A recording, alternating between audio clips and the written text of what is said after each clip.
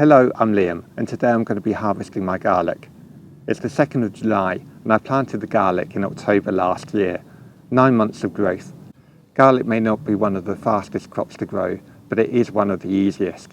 And in this video, I'll show how the garlic grew on my allotment, month by month. Looking at the garlic, it's clear it's ready to be harvested. The leaves have gone yellow, there's some rust appearing on the leaves, and some of the stems have started to fall over. Before showing how the garlic grew down here month by month, I'm going to harvest the garlic now to take a look at the bulbs. I grew the garlic through this biodegradable weed control fabric to help keep the weeds down, and it's done its job. I'm just going to remove this now before I lift up the garlic. When I plant the garlic in October, that's the time I don't frequently come down to the plot, so it helps keep the weeds down whilst the garlic germinates. The alternative to using the fabric is to do weeding with a hoe around the stems. The problem with using a hoe to clear the weeds around the garlic is that it's very easy to clip the stem, which can impede the growth of the plant or even kill it off altogether. Okay, it's time to lift the garlic up. Let's take a look. That's the first 3 garlic up. I'm really pleased with the size of the bulbs. I did bring from home this garlic bulb here, which is one I bought from the supermarket. And looking at the first 3 I picked up, these are at least the same size, and this one over here definitely larger than the shop bought garlic. So I think this has been a real success. I'm now going to continue and dig up the remaining garlic bulbs.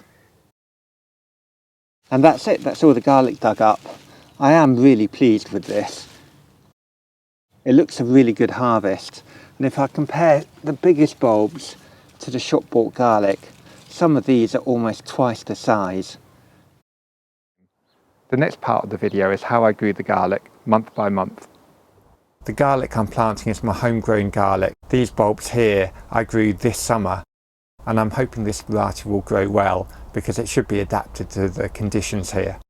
To plant the garlic, all I need to do is to break apart the bulbs and plant each individual clove about 6 inches apart. So let's do that now. I'm breaking apart the garlic, and what I'm looking for are the biggest bulbs. Something like that is a good size, so it's almost the width of my thumb, and it goes the same way up as it grew. And each individual clove has a little bit of root at the end, which goes down into the soil, with the tip pointing up towards the sky. I'm hoping I'll get quite a few garlic plants off each bulb. A quick word on garlic varieties. There are 3 main types. Hardneck varieties.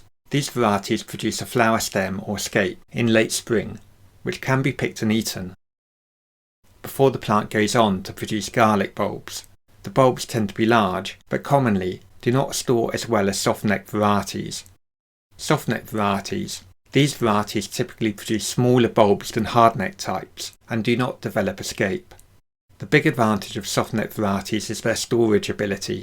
If hung, dried, and kept in cool, not cold, dry conditions, they can store for many months. The cloves I'm planting in this video are a softneck variety called Provence White, that in a good year will grow relatively large in size for a softneck type.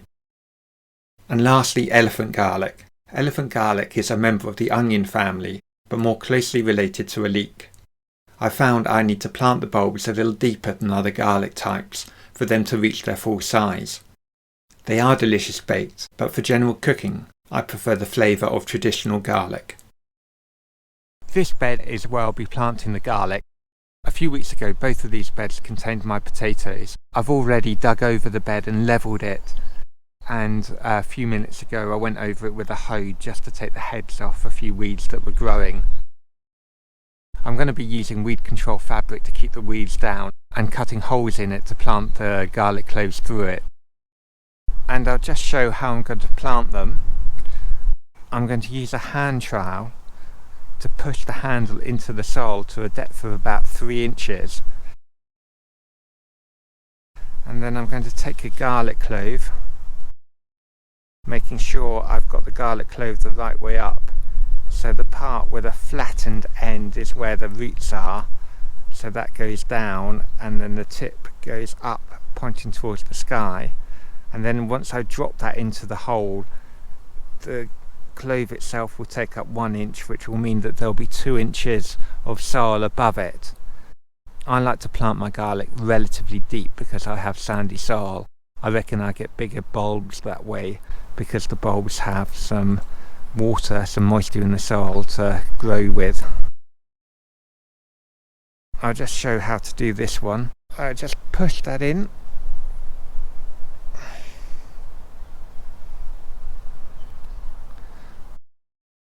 Then I'll take the clove and just drop it in. There we go. And I might loosely cover the top of the hole with some earth. And that's it. That's all the garlic cloves planted. All that remains is to cover the garlic bed with a net, because in previous years birds have taken interest in the onion sets and garlic I've planted, and I know that by covering with a net the birds won't come along and pull up the garlic cloves. This is my garlic bed. It's a little early in terms of germination. I'm hopeful that at some point in November the shoots will come up. By planting at this time of year, it should mean that when spring comes, the plants have all already germinated and therefore in a good position to really accelerate their growth through spring, which should lead to bigger bulbs and hopefully a slightly earlier harvest. The first bed next to the blueberry bushes is where I planted my garlic for overwintering. The garlic cloves have been relatively slow to germinate, but I was really excited to see a few days ago that a few of the shoots have started to break through the surface of the soil. If I just get in closer, it'll be possible to take a look. I'm going to lift up the net, and it may be possible to see there one of the shoots coming through. If I turn the camera around, it may be possible to see another one, which is just there. Still very small, and many are still to come through, but a really good start.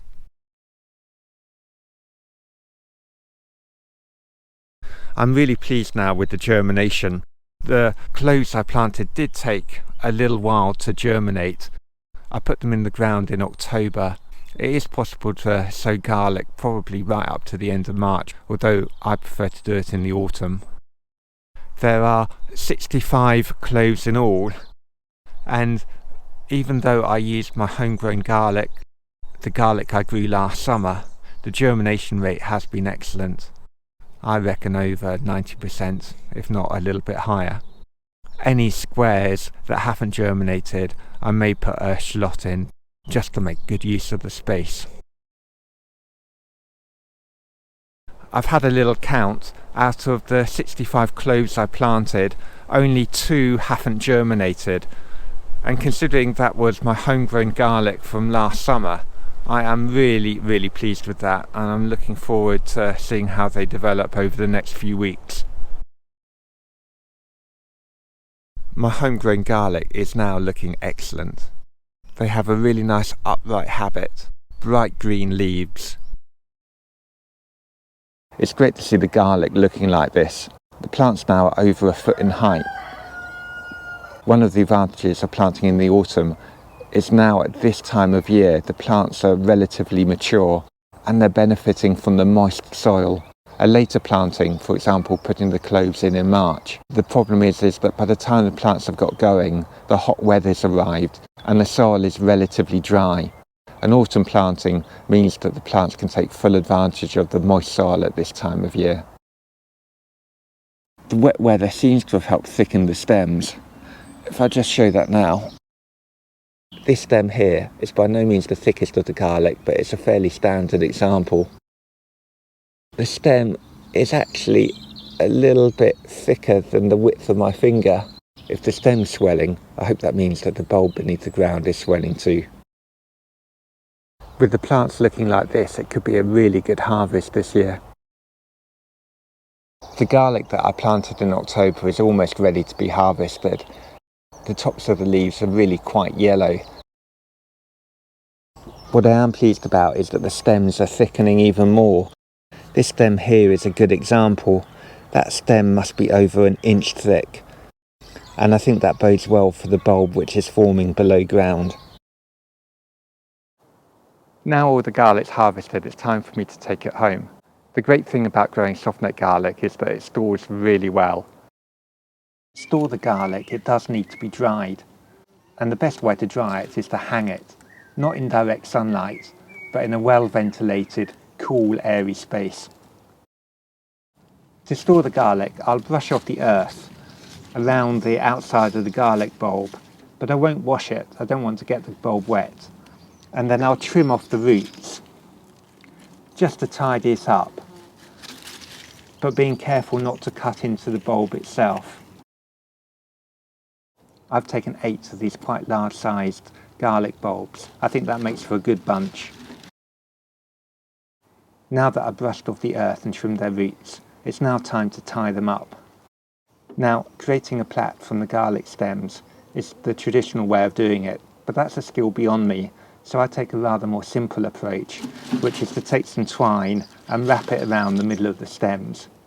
That keeps the bunch nice and secure and allows me to hang it up.